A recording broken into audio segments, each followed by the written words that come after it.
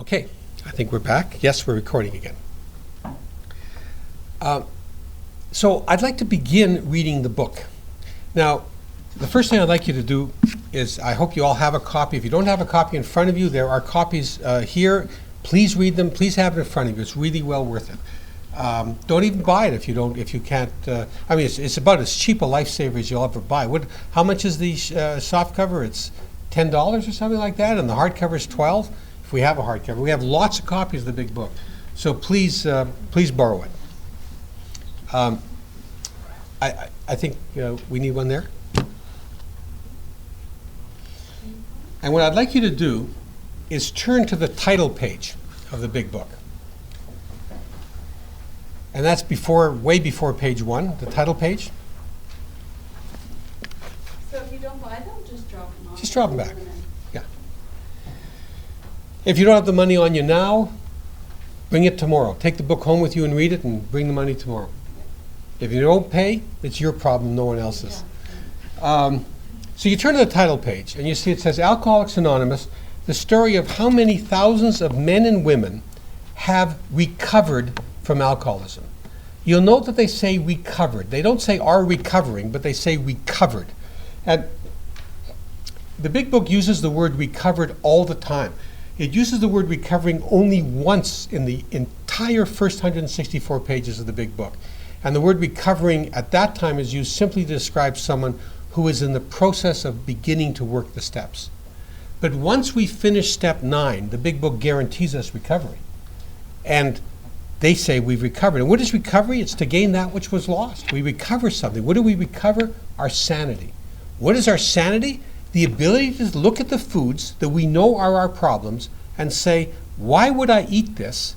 This is poison to me. Other people can eat it, I can't. That's the sanity that we have recovered from. We've recovered from insanity.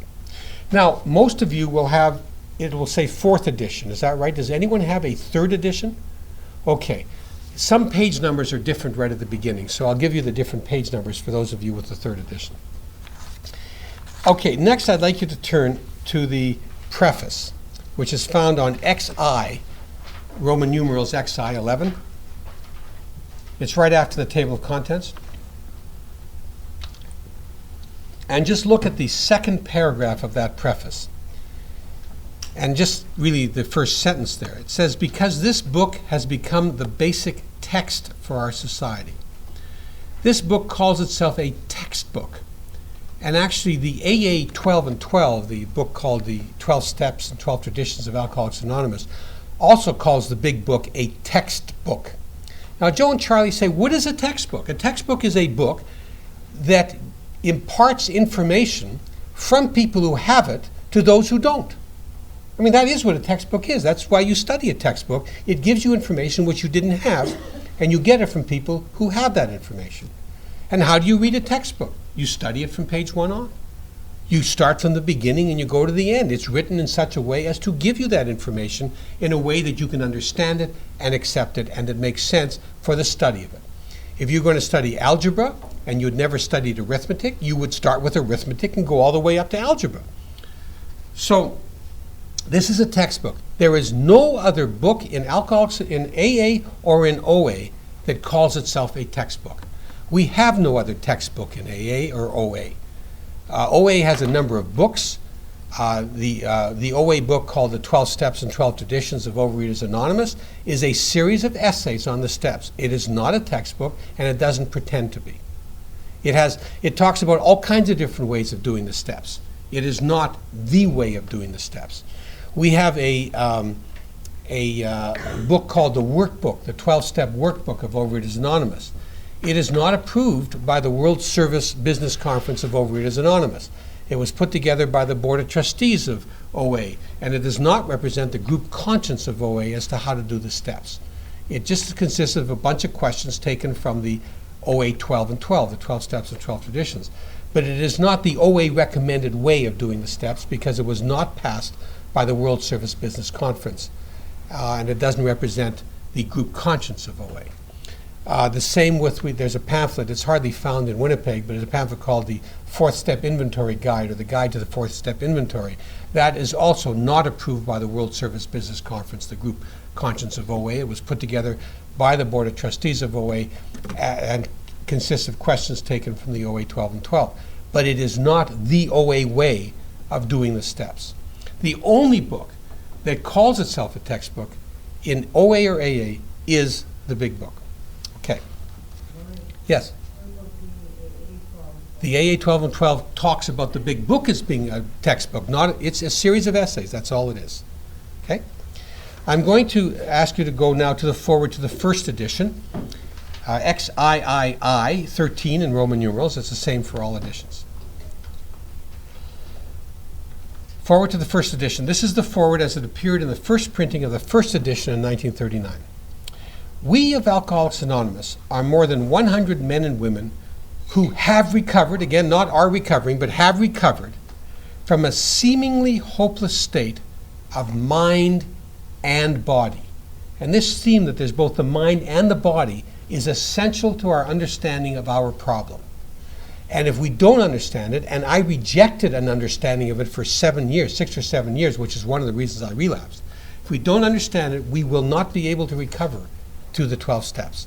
And the big book says this very clearly, and I'll point this out today. To show other alcoholics precisely how we have recovered is the main purpose of this book.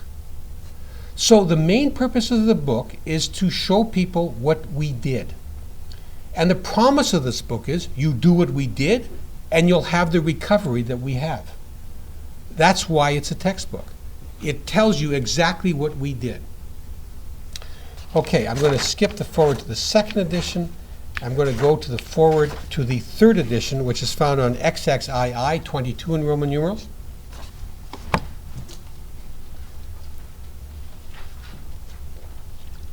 And if you look at the third paragraph on that page, right in the middle of that paragraph, you'll see a sentence that begins, the 12 steps that summarize the program.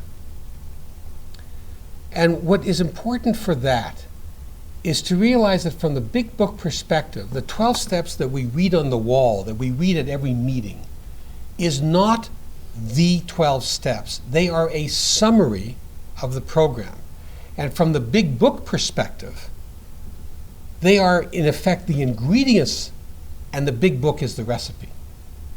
The big book, as we'll see, actually describes the steps differently from the way they're written on the wall. And we'll see that very, very specifically when we look at step 10, but we'll also see that when we look at step 4. And in understanding the big book's directions, we'll show you that one of the problems I had in this program, and maybe some of us have in other respects, is that when we look at the 12 steps, each of the 12 steps that we read at every meeting, and consider those to be the steps, we often treat every one of those steps as being exactly the same importance. And that means that we treat step 6 and step 7 with the same degree of importance and time as we might treat step 4 or step 1 or step 9. The big, and hey, if it works, it works. I'm happy if it works for you. But from the big book perspective, that's not the case.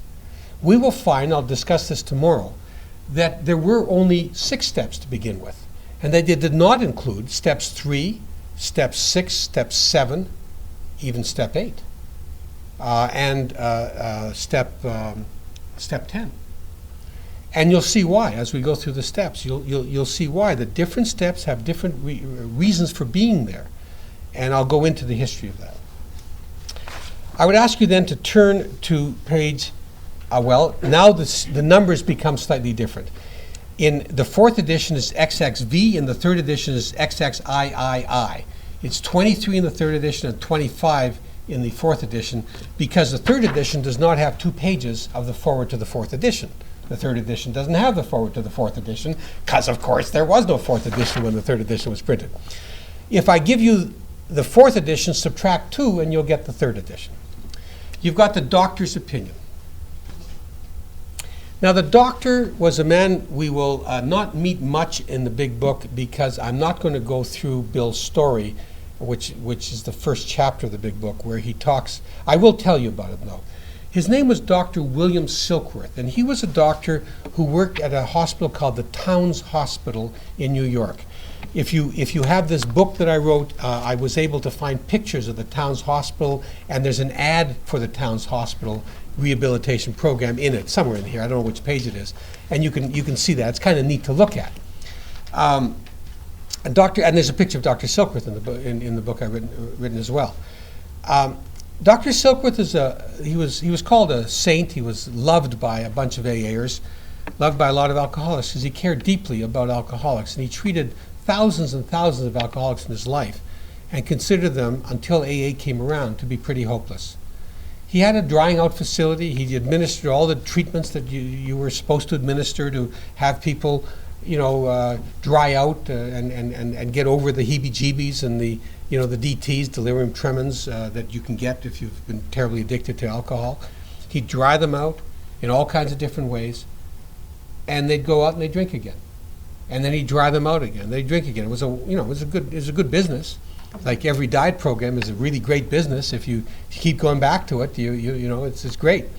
But he despaired.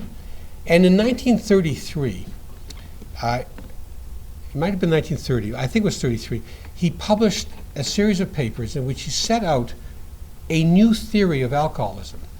Up to that time, alcoholism was considered to be kind of like a moral problem, a disease of the mind, a problem of people. That we hear people say, it's not willpower, it's won't power. Why don't you just exercise your won't power? And it was just sort of trying to persuade people to become more resolute in just not drinking. Just don't drink. And he published a theory that was pretty radical for his time. And it was so radical, by the way, that when he wrote these letters that were published in Alcoholics Anonymous, in the first edition of the book, which was printed in 1939, his name wasn't put in. It was Dr. Blank, Dr. Line. There was never his name wasn't in there, because it was considered so radical that he was afraid to put, I don't know, afraid, but he didn't put his name down. And his theory was very simple, and it's contained in this chapter. And his theory was that there's something wrong with the body of the alcoholic as much as with the mind. And it was his attempt to explain what went on with the body that really was quite radical. Everyone knew there was something wrong with the mind. It wasn't well expressed, but the body was really important. And he developed this theory that we'll discuss as we read this chapter. He writes two letters in this doctor's opinion. The first letter is a short one. It's on the first page of the doctor's opinion. It's basically a letter of recommendation. It basically says what's in this book is great. And if you just turn the page, just the next page to that chapter, you'll see he ends his letter of reference but says, you may rely absolutely on anything they say about themselves, which is a pretty good letter of recommendation. And then the authors of the big book, in the larger typeface, they make a comment. They say, the physician who at our request gave us this letter has been kind enough to enlarge upon his views in another statement which follows. In this statement, he confirms what we who have suffered alcoholic torture must believe, that the body of the alcoholic is quite as abnormal as his mind. I rejected this statement for 6 or 7 years. I rejected it consciously. I would read this and I say, that's not true. Doctors tell me that's not a problem with my mind, with my body, it's only with my mind. I can eat everything in moderation. I believed what I was told by doctors, by nutritionists, by all the diet books I read, by all the diets and magazines, and by the weight loss programs that I investigated and joined. You can eat anything once you lose your weight. And I believe there's nothing wrong with my body. It was just a matter of moderation. But the big book says you must believe it. You must believe that there's something wrong with your body. And what is it that's wrong with your body? First of all, why? They say it didn't satisfy us to be told we couldn't control our drinking just because we were maladjusted to life, that we were in full flight from reality, or were outright mental defectives. These things were true to some extent, in fact, to a considerable extent with some of us. But we're certain that our bodies were sickened as well. In our belief, any picture of the alcoholic which leaves out this physical factor is incomplete. Now that's a really powerful and important statement. And it's the purpose of this chapter, the doctor's opinion, to explain why that's the case. They go on and they say the doctor's theory that we have an allergy to alcohol interests us. And I read that and I said, I don't have an allergy to food. I love food. I don't break out in rashes. I don't get an anaphylactic shock when I eat food. I go into ecstasy when I eat food. I love food. How can you say I'm allergic to food? And my friend, this friend who really, really, really read the big book, said that's not what allergy means. I said that's exactly what allergy means. Allergy means that. You take pills for allergies. The allergies give you hives. They give you rashes. They do things to your body that are horrible. Nothing horrible happens to me when I eat. And he said, look it up. Well, I looked up the word allergy, and it was fascinating because I couldn't find it in my old dictionaries. It didn't exist in the English language until the early 1900s. And it comes from the Greek, and it means simply, originally, this is what it meant, an abnormal physical reaction to a physical substance. Any abnormal physical reaction. Now, we've come to understand it as meaning an abnormal reaction that somehow makes our bodies worse, in bad shape. What we'll find out is that the allergy, the abnormal physical reaction that the doctor talks about, is cravings, uncontrollable cravings. And that's the allergic reaction that the doctor was talking about. So the big book says the theory that we have an allergy interests us. As laymen, our opinion as to its soundness may of course mean little, but as ex-problem drinkers, we can say that his explanation makes good sense. It explains many things for which we cannot otherwise account. So this whole concept of the allergy is something I rejected for years because I didn't understand what it meant. If I had known that an allergy means an abnormal reaction, that abnormal reaction in the case of an addict is cravings, that would have made some sense to me. But I thought it meant something else, and I rejected the concept. Why should we believe that we have an allergy? There are 4 reasons that make sense to me. The first is that we should no longer feel guilt about overeating because there's something wrong with our bodies. And we should not feel guilt when we find we can't stop once we start. That image of me eating the food and having the hand come to the mouth and saying to myself, I gotta stop. Why can't I stop? I'm gaining weight. Why can't I stop? And the food is still going. I no longer feel guilty about that because I know it's not my mind, it's my body. And my body is overpowering my mind. It's uncontrollable. My body, can I stop blinking? Well, for 5 minutes, maybe. Actually, no, I can't stop blinking for 5 minutes. I can stop blinking for 1 minute. Can I stop breathing? 2 or 3 minutes. Can I stop my heart from beating? No. There are parts of my body I cannot control. And what I have to understand is I can't control these cravings. It's like Audrey the flower in Little Shop of Horrors, more. And my body's like, more blood or whatever she said. I want more. Give me more. And I cannot stop. That's the first reason. The second reason is that clearly the answer to the allergy is the answer to any allergy. Don't go near the stuff that causes the allergy. You abstain. You have to abstain from the things that cause the allergy. Now that's enough for any alcoholic to know because alcoholics join Alcoholics Anonymous, drug addicts join Narcotics Anonymous or Cocaine Anonymous, gamblers join Gamblers Anonymous. They know. You abstain. You stop from your addictive substance or behavior. You just don't take it. You don't go to Alcoholics Anonymous and say, I'm going to continue to drink and work the program. And you know that. But for us in OA, we have another problem. Because we are not Chocoholics Anonymous, we're not Fataholics Anonymous, we're not Sugaraholics Anonymous, we're not Flouraholics Anonymous. We are a group of people who all agree we have a compulsive problem and that we are addicted. But as it turns out, each one of us has his or her own particular allergy.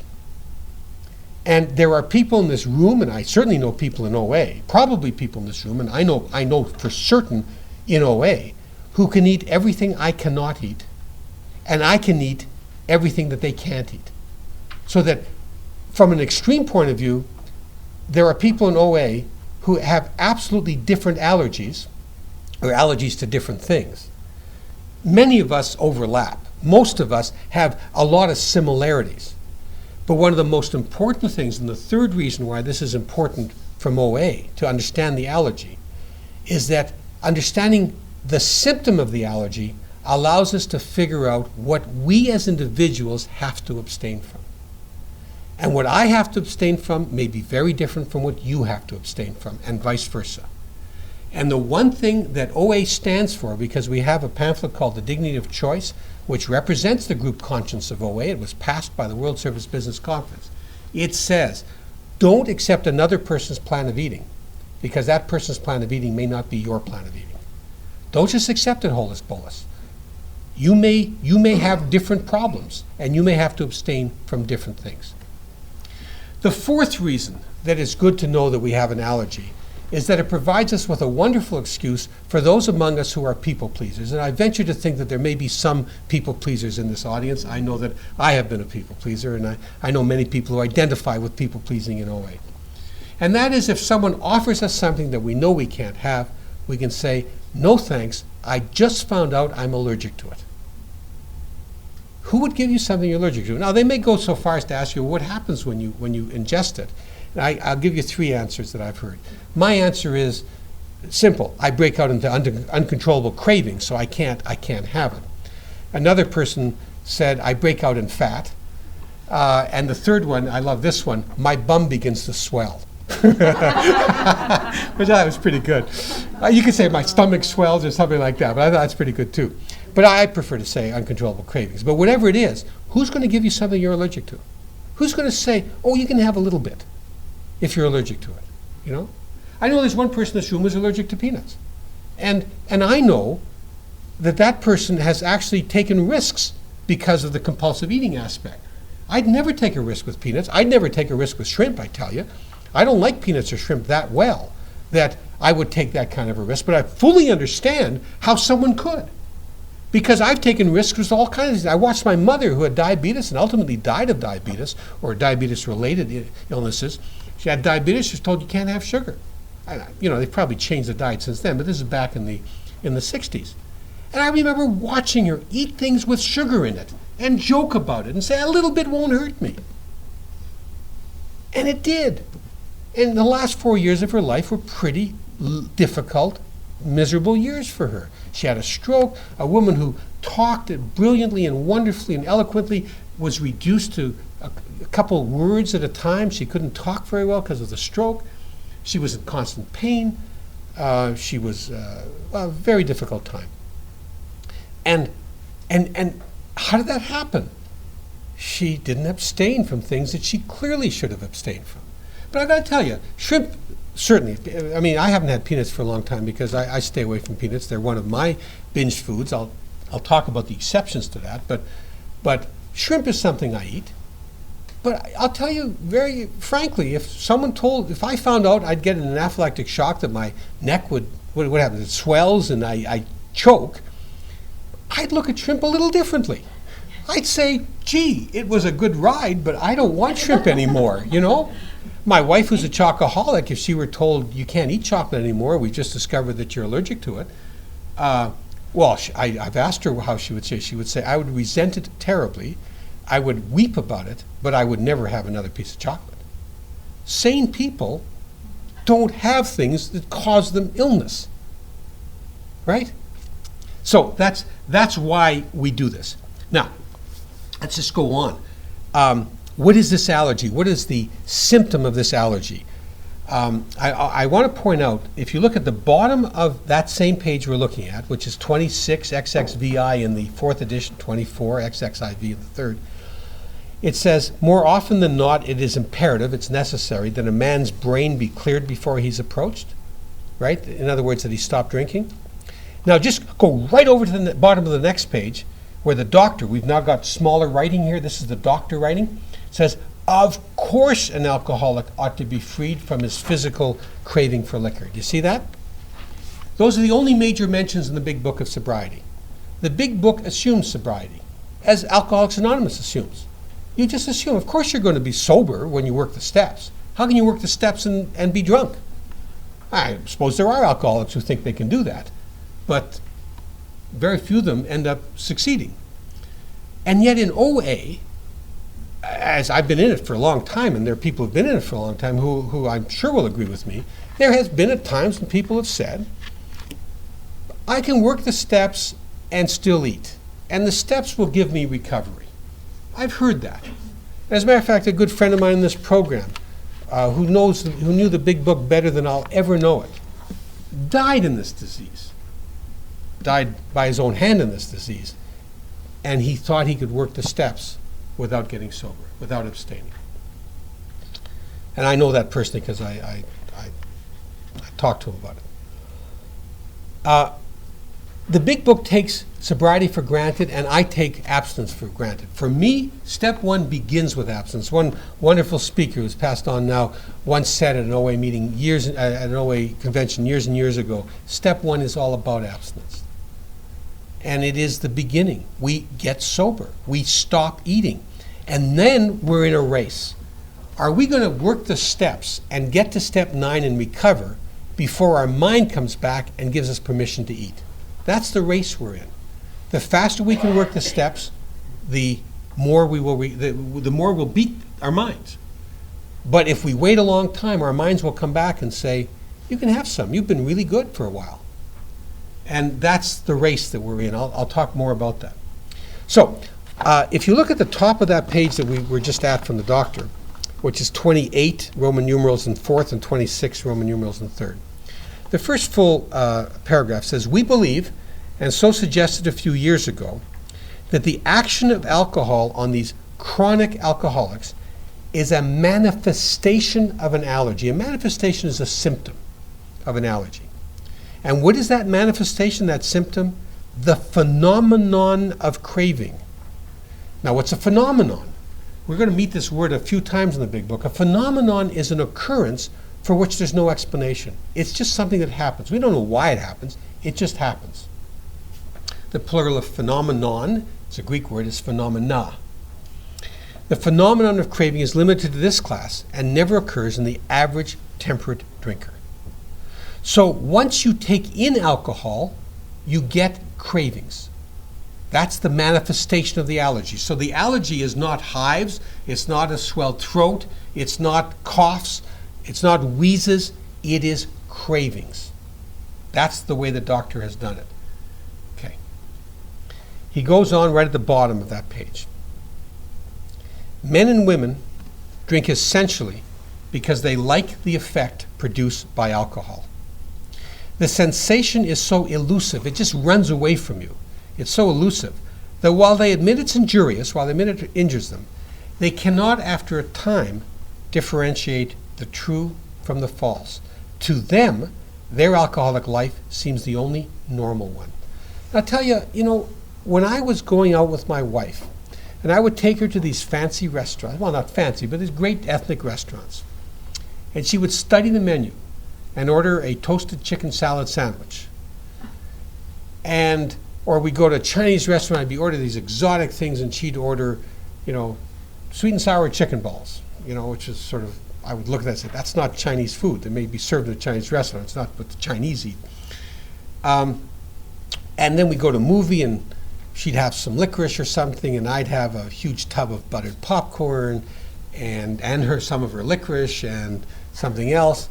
And then we go out to a pizza place for a snack, and I'd have most of the pizza, and she'd sort of move the food around, a bit and pretend that she ate. I began to think, I'm falling in love with her, but she's sick. She's really sick. She doesn't like food. And I worried about our relationship, about whether it could survive the fact that she didn't like food. To them, their alcoholic life seems the only normal one. And it's true, I grew up in a family of compulsive eaters. I grew up in a family where you had to eat. Eating was love. And that's true for virtually every ethnic group except my wife's ethnic group, which was English. Judging with all due respect to her mother, whom I adored, and was really a very fine pastry chef, when it came to cooking, baking she was great at, but cooking food, dinners, was pretty boring. And if I were my wife, I guess I'd be bored by food too, if that's what food was. But I began to think that she was sick. And that's a good example. To them, their alcoholic life seems the only normal one. I mean, I remember after we were married, and I was doing the cooking. She never learned to cook. Now she's a very good cook, but she had never learned to cook when she was young. We went to her parents for supper on a Sunday or something like that, and it was springtime, and her mother was serving, and my wife went bananas. She said, "Oh, Mom's serving spring potatoes, roasted spring potatoes. The little potatoes, those little small potatoes that used to come out only in spring. You can buy them all the time now." And she put them at the bottom of the roast pan, and they would get a very crispy, they'd be crispy on the outside and soft on the inside. They tasted good. And my wife would take these little potatoes, and I remember one dinner, she got these potatoes and she'd cut them in half and gobble the half, just gobble, gobble, gobble. I'd never seen her eat this quickly or this with so much zest, so much relish. And she got to half a potato. Her plate was empty except for half a potato. And she cut that half a potato into half. She ate a quarter, and she put her fork down. And I looked at that quarter of a potato. You all know, right? And I looked at that quarter of a potato, and very nicely and gently, I said, aren't you going to eat that? She said, "Oh, no, I'm full." I said, but you love it. And she said, "Oh, I just loved it. It was so good. I haven't had these potatoes for a year. I love these potatoes." And I yelled at her, "Why aren't you eating them?" And she looked at me, and I remember, I have this, I mean, it's a long time ago. We've been married we've been married over 37 years, but, so it must be about 37 years ago. She looked at me and she said, "I'm full." And I was angry at her. I could not understand why she couldn't eat that quarter of a potato. She'd already eaten, Okay, anyway, so to them, their alcoholic life seems the only normal. Now, here's some important words. They are right at the bottom of that page. They are restless, irritable, and discontented. Right at the bottom of page 28, Roman numerals, in the 4th edition, or 26 in the 3rd edition. They are restless, irritable, and discontented, unless they can again experience the sense of ease and comfort, which comes at once by taking a few drinks. I want to look at that sentence for a while. Not that long, but for a while. I understand that sense of ease and comfort with food. I know that when I was into my illness, when I was into my addictions, only certain things would satisfy me. I would be restless or irritable and discontent. My body would be, just wouldn't be. And then suddenly I would have an ice cream, or I'd have a cracker or a potato chip, or I'd have a cheesecake, or I'd have goose skin, I don't know. And suddenly, my body would say, "I'm at home." Just And I know that feeling. I might not say it quite like that, but that same sense of, "I'm at home, I'm here." And then maybe I would switch from ice cream to crackers, or from crackers to ice cream. I might say, well, now I need something else to make me feel at home, because as the big book says, it's elusive. It runs away from you. So you might feel at home, and then suddenly you need something else to give it to you. Just as in a more dramatic situation, the alcoholic might switch from rum to vodka or something like that, or the drug addict might search for a harder drug or a bigger dose or something like that. But whatever it is, that sense of ease and comfort. Now, when I drink, I get a sense of unease and discomfort when I have too much, just as my wife gets a sense of unease and discomfort when she eats too much of something she even loves, like the chocolate the chocolate dessert that she had, that she got too full at. She would bite into it and say, "This is the greatest dessert I've ever had in my life," and eat only half of it, because at a certain point, her body said, "I don't want any more." And I think I did tell you, I had a $90 bottle of wine. I was given a big glass of it. I drank it, and believe me, there is a difference. I'd never had in my mouth any taste of wine ever like that. It was the greatest wine I'd ever had in my life. And I couldn't finish this very full glass, because at a certain point, my body felt unease and discomfort, even though the taste was great. Now, that's me with wine. That's my wife with food. That's never me with food. That's never the alcoholic with alcohol. We have a different body. There is something different about us. Or if you're like me, there's something different about you. There's certainly something different about me. For me, certain things give me the sense of ease and comfort that makes me want more, that gives me these cravings. And Dr. Silkworth goes on, at the bottom of that same page, he talks about, I do not hold with those who believe that alcoholism is entirely a problem of mental control. He gives that simple example, the one that I joked about with my friend, about the person who has the appointment on a Thursday and he has a drink on the Wednesday and then wakes up in a hotel room on the Friday. And, I've never had that experience, but I've certainly had the experience that when I eat, my mind goes completely into the food and isn't on anyone else. And I'm eating relentlessly while all around me people are saying, well, let's do something else, or let's go off, and I'm just eating and my mind just is on the eating. And he goes, if you turn the page to page XXX 30 of the 4th edition, or 28 XXVII of the 3rd, these men were not drinking to escape. They were drinking to overcome a craving beyond their mental control. This is the key. It's a craving that overpowers their mind. And he then goes into a whole bunch of different kinds of alcoholics. He talks about the manic depressive one, he talks about the psychotic ones, he talks about the sane ones. He says, there's nothing they have in common except one thing, and that's found in the second last paragraph on that page. All these and many others, all these different types, have only one symptom in common.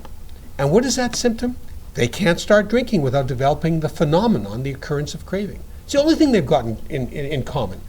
The psychotic person, the manic depressive person, and the sane person may have nothing else in common other than, if they are alcoholics, once they start to drink, they get cravings that are beyond their mental control. This phenomenon, as we have suggested, may be the manifestation, the symptom of an allergy, which differentiates these people, which sets them apart as a distinct entity. It has never been, by any treatment with which we are familiar, been permanently eradicated, gotten rid of. So there's no way that, and it's still true now, there's no way that medical science knows to get rid of that craving. Once you've got it, you've got it. And he says the only relief we have to suggest is entire abstinence, abstaining from the substance that creates the cravings. Now, this paragraph is a very important paragraph in the history of Overeaters Anonymous. For 2 years, from 1960 to 1962, this program did not have an idea of sobriety. There were diets that were floating around, and people would work the 12 steps, but they were diets. And most of the people were following a program that was similar, actually, to the weight loss program that I used to follow, which gave you a lot of free foods. You ate all the time, but you would eat a lot of foods that didn't have any calories in between your meals. Your meals would have sort of weighed and measured foods, but you would eat celery and carrots and hot air popcorn, and you chew gum and you drink diet drinks, and you do whatever you can to keep your mouth busy. And one day, about 2 years into the creation of this program, Roseanne, the co-founder of OA, went to an open AA meeting where they read this particular paragraph that ends with, the only relief we have to suggest is entire abstinence. And she suddenly had a brainstorm. She said, this is what we're missing in this program. We do not have a notion of sobriety. The alcoholic knows you go into Alcoholics Anonymous, you don't drink. You go to Gamblers Anonymous, you don't gamble. You go to Cocaine Anonymous, you don't take cocaine. You go to Narcotics Anonymous, you don't use. Well, what is it that we don't do in OA? So we don't have that notion. This is what we have, the word abstinence. We abstain from compulsive eating. And she wrote a letter to the few OA groups that existed at that time. And I've seen that letter. It's actually, I think, in the book that she wrote called Beyond Our Wildest Dreams. Maybe not. I've seen it anyway. And she says something like, this is what we've been missing. We have to abstain from compulsive eating. And that means that between meals, we can't eat.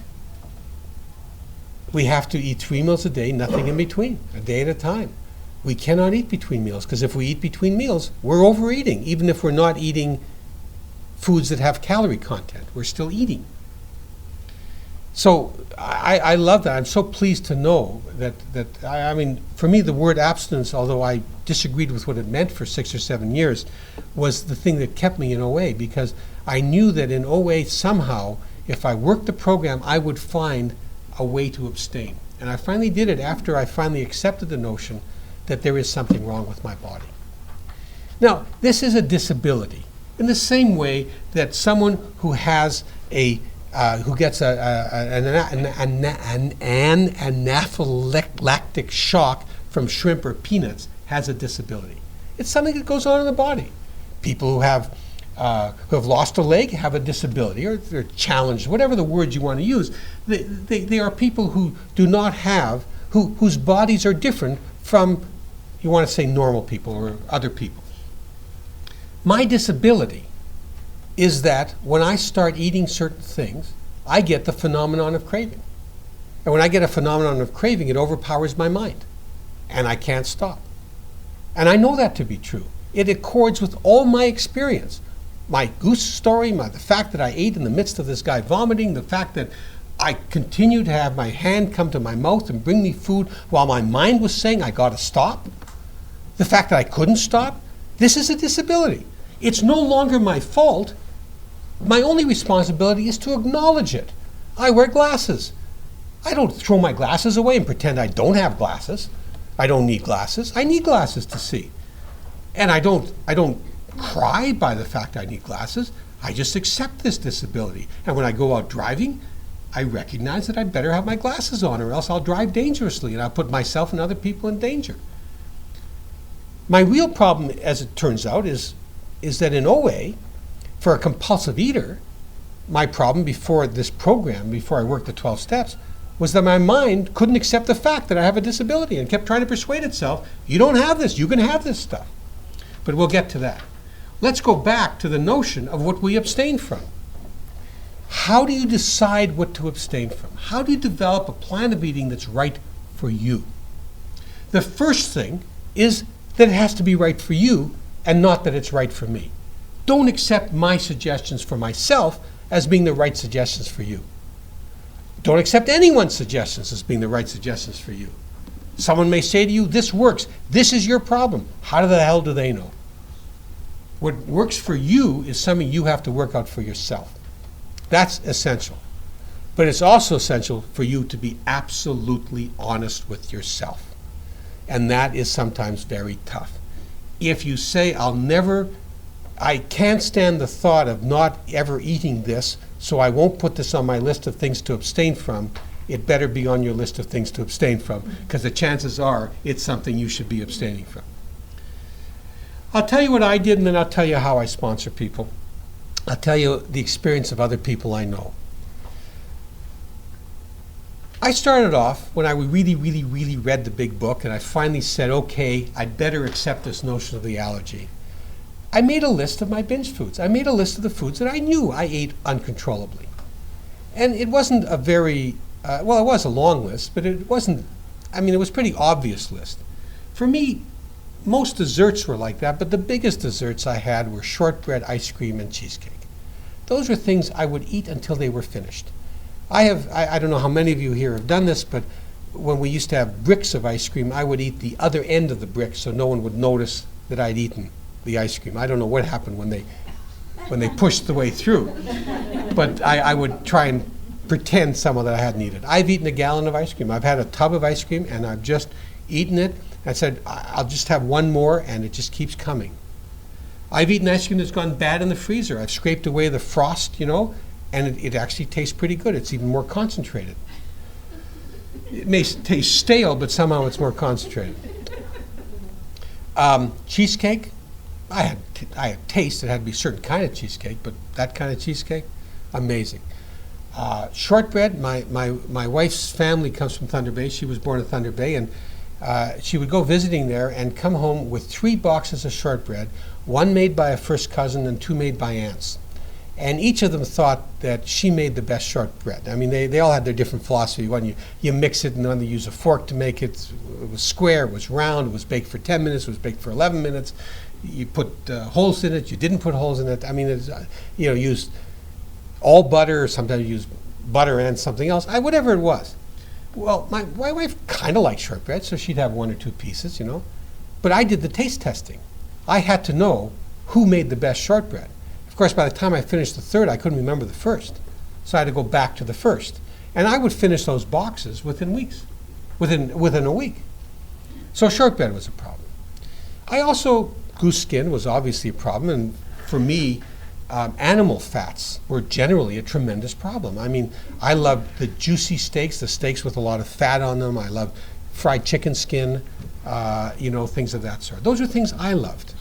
Not everyone loved them. I loved French fries. I loved potato chips. And I joke, but it's true, I used to have popcorn on my butter, not butter on my popcorn, because I love butter. So I started off by listing my binge foods and realizing I had to give those up. I had to abstain from those. They created cravings in me. And I also looked to see whether there were ingredients that were common to all of them. And there is only one ingredient that's common to all of those, and that's fat.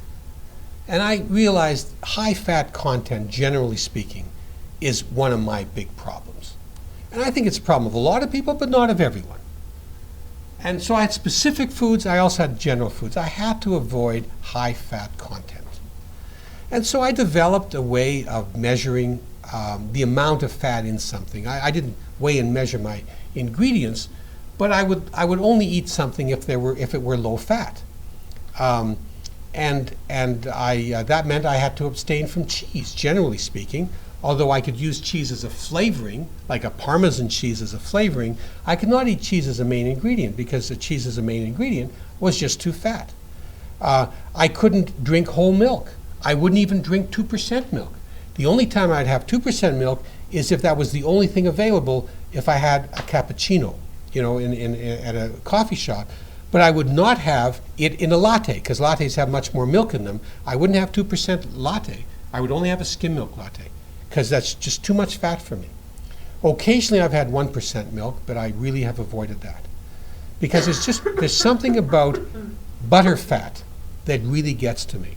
I don't have sour cream other than non-fat, things of that sort. I avoid nuts. I will not, for my protein, have nuts. Because nuts, for me, have too much fat and I end up eating too much of them. Now, nuts are very, very healthy, and they have good fat in them and all that. But for me, at this time, as I examine my own plan of eating, I cannot eat high-fat content of any kind. Okay? I did that for about 6 months. And I worked the steps within those 6 months, actually probably more within 3 months. And I abstained from the ingredients and the binge foods that I had identified, which is all desserts. Plus, I would cut the fat off all my meats. There are no visible fats left on my meat. All the skin would be taken off. I wouldn't have cheese, and things of that sort. I abstained, and after I worked step 9, the promise of this program came true, and I didn't want to eat those things. I could look at them and say, why would I want butter? Why would I want cheese? Why would I want this stuff? It makes me sick to think of eating this, because to go back, I never want to go back to what I used to be like. But I hadn't lost much weight. And my friend and I, by this time we were sponsoring each other because we had both recovered. We had both reached step 9. We had both recovered, so we were able to carry the message to each other. My friend and I started to discuss this. We were talking about carrying the message. I'm saying, I'm ready now to carry the message of recovery through the big book, 12 Steps, to those who still suffer. Am I a very good message carrier if I haven't lost any weight? I've abstained, but something else is going on. Why have I not lost weight? And my friend suggested, he had lost a lot of weight. My friend suggested I start to look at my plan of eating again. Had I really abstained from everything that caused me cravings? So I began to look at what I was eating, and I realized my quantities were really high. I was eating healthy food, but I was eating too much of it, especially around supper time and sometimes for lunch. So I began to look at why I was doing this. Now, around this time, a couple of things happened. Those of you who are more religious might believe it wasn't a coincidence, but a couple of things happened at the same time. One is, I was at my dentist. Early in the morning, he used to see me at 6 in the morning, 7 in the morning. he was working in my mouth. And he said, you haven't had breakfast yet. I said, I said, yeah, I have, because he was working in my mouth. But he understood me. I said, yes, I have. And he said, no, you haven't. I said, no, I have. Why do you think I haven't? He said, because you're salivating. And you only salivate when you're hungry. I thought, that was weird. Why am I salivating? I'm not hungry. I've eaten my breakfast. The other thing is I began to realize, what was he doing in my mouth? Well, he was giving me caps and crowns because I had worn away or broken all my teeth from eating bones, chewing on bones, chicken bones and steak bones and stuff like that. I chewed all the time. And I began to realize that even though I was abstaining from, high-fat stuff and eating only healthy foods, in between my meals, I was eating hot air popcorn, I was having celery and carrots and all the non-caloric foods that my old diet program had given me. My old weight loss program gave me the free foods, chewing gum to keep my mouth busy. And then I read from the OA 12 and 12, pages 2 and 3. So I'm going to read you from that. Like compulsive overeaters, normal eaters will sometimes find pleasure and escape from life's problems in excess food. In other words, normal eaters will sometimes eat too much. Well, they do. My wife ate too much potato, too many toasted chicken salad sandwiches, too. Anyway, compulsive overeaters, however, often have an abnormal reaction when we overindulge. We can't quit. So you can see that they're talking about the phenomenon of craving, right? We compulsive eaters, overeaters crave. A normal eater gets full and loses interest in food. We compulsive overeaters crave more. Some of us even have a strange reaction to particular foods. While others can comfortably eat single portions of these foods, we feel compelled to eat another serving after we finish the first, and then another and another. Not all compulsive overeaters can identify particular foods which give us this trouble, but many of us can. What all of us have in common is that our bodies and minds seem to send us signals about food which are quite different from those the normal eater receives. I mean, that's just right what the doctors are saying, right? We have found through much experience that no matter how long we abstain from eating compulsively, no matter how adept, how able we become at facing life's problems, we will always have these abnormal tendencies. This is the allergy of the body. Those of us who have returned to our former compulsive eating behaviors, even after years in recovery, have found it harder than ever to stop. Clearly, if we are to live free of the bondage of compulsive eating, we must abstain from all foods and eating behaviors which cause us problems. If we don't ever overeat, we won't trigger the reaction that makes us crave more. Eating behaviors. Somehow my mind put all this together. And I said to myself, my problem is that I may have abstained from the foods that cause me cravings, but I haven't identified the eating behaviors that have caused me cravings. And I began to say, well, what are the eating behaviors that have caused me cravings? Clearly, chewing all the time. Clearly, my mouth likes to be occupied. I'm one of those people who, if you have a little hole or a little broken off tooth, the tongue is going in there and moving around, and you know what I'm talking about? It's going in there. I love to chew. That's why I broke all my teeth, because I chewed on bones. I'm telling you, I would take a chicken home, one of those, those baked chickens, roasted chickens that you get in the supermarket. I could eat the whole thing. This is before OA. I would throw away the skin and eat the whole thing after OA. But the bones would be gone. You would hardly see the bones. They'd be mashed up. All the marrow from it would be gone. I'd be clean. A steak bone, T-bone, entirely clean. And I'd gnaw at it and get at it.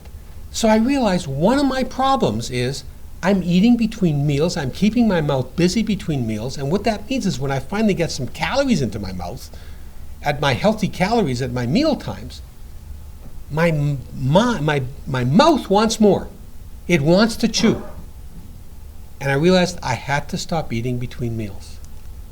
So I adopted that. I stopped eating between meals. I don't suck or chew anything between my meals.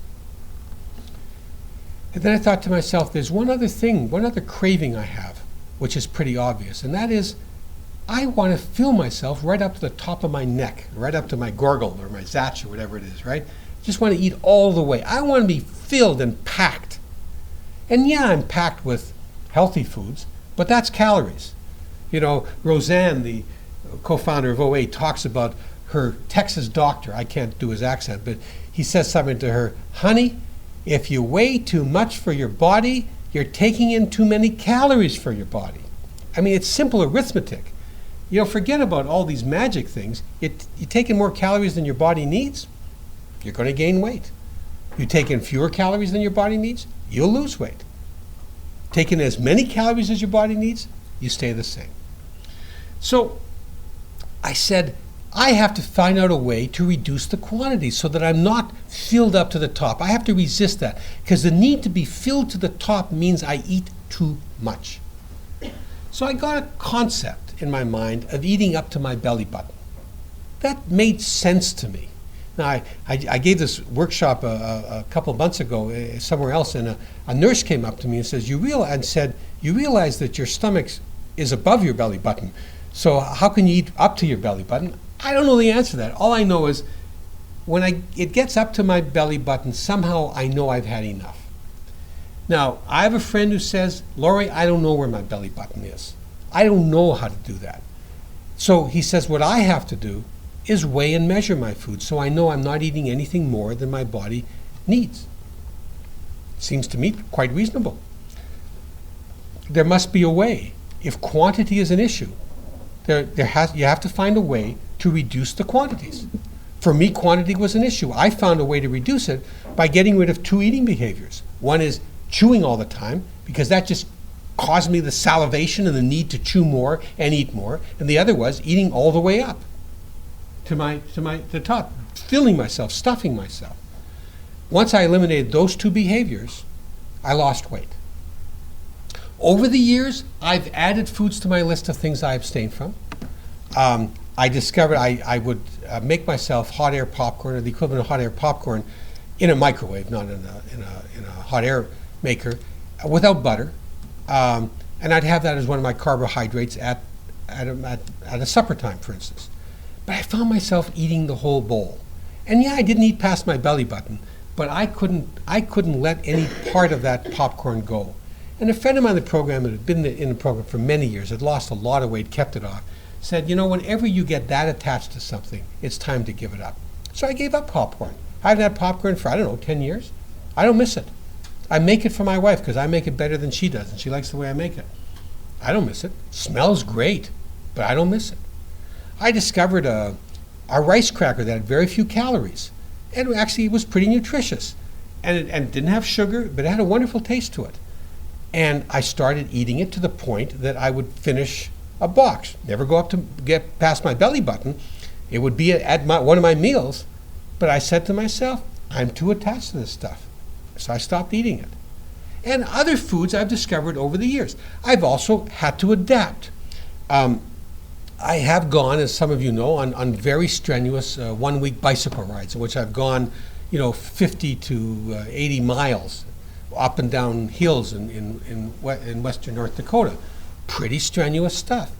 I tried to eat 3 meals a day, nothing in between. I couldn't do it. I couldn't go up a hill at one point unless I ate something.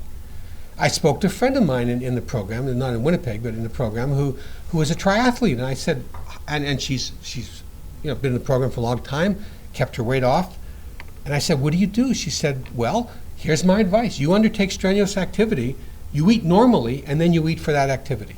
You watch your food, but you have to eat more often. And so I did.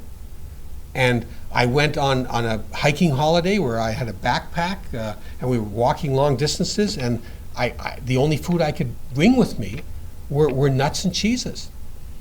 I watched myself very, very carefully in those times, because that's where my protein came from. I watched very carefully to make sure I did not overeat, because I was very worried about the effect of it. I could handle it, but I don't handle it normally, and I don't do that normally, and I won't do that normally, because I know that if I allowed myself to have cheese as a major source of protein, I would start eating again.